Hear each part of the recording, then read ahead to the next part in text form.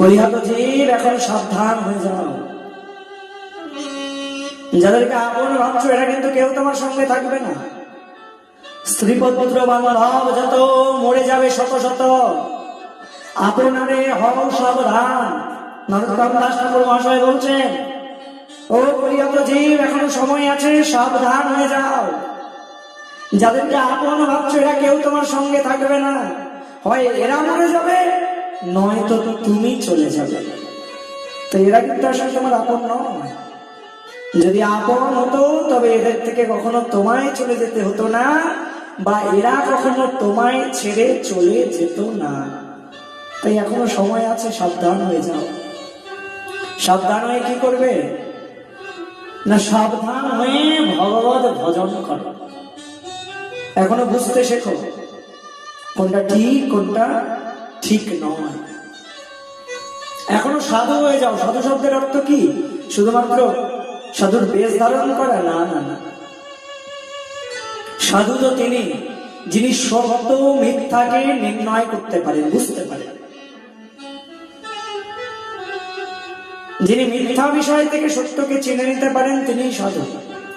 তাই এখনো সময় আছে, সাধু হয়ে যাও। অর্থাৎ এখনো সত্যকে জানতে শেখো, এখনো বুঝতে শেখো আসলে সত্য কি। এই জগতে সত্য কি জানো? এই জগতে সত্য একমাত্র ভগবান, একমাত্র হরি চরণ সত্য, একমাত্র হরি নাম সত্য, একমাত্র হরি কথা সত্য। প্রহ্লাদ মহারাজ সেদিন বলছিলেন তার পিতা হিরণ্যকশিপুকে, পিতা এই জগতে কি সত্য জানো? একমাত্র হরি কথা সত্য, একমাত্র হরি নাম সত্য, একমাত্র হরি চরণ সত্য। তাছাড়া জগতে যা কিছু আছে সব মিথ্যা। তাই এই মিথ্যা বিষয়কে আমি কিছুতেই গ্রহণ করতে পারবো না।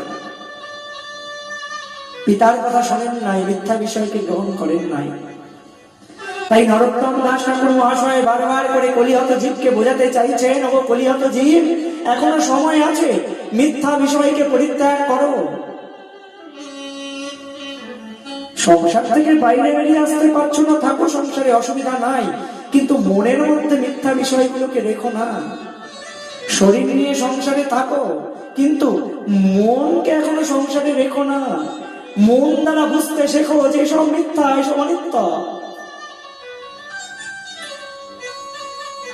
আপনারে হও সাবধান, এখনো সাবধান হয়ে যাও। এখনো সময় আছে যে সাবধান তো তুমি হবেই, কিন্তু সময় থাকতে যদি সাবধান না হও তবে কিন্তু কপাল চাপড়াতে হবে। তাই যাদেরকে আপন আপন করছো এরা কেউ তোমার সঙ্গে থাকবে না। এরা সবাই তোমায় ফাঁকি দিয়ে চলে যাবে। এরা সবাই তোমার সঙ্গে প্রতারণা করবে।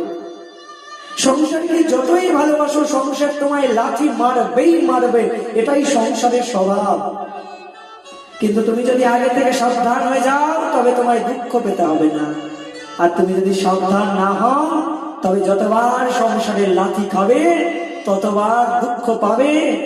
আর দুঃখ পেতে পেতেই তোমার জীবনের গোনা দিনগুলো ফুরিয়ে যেতে থাকবে।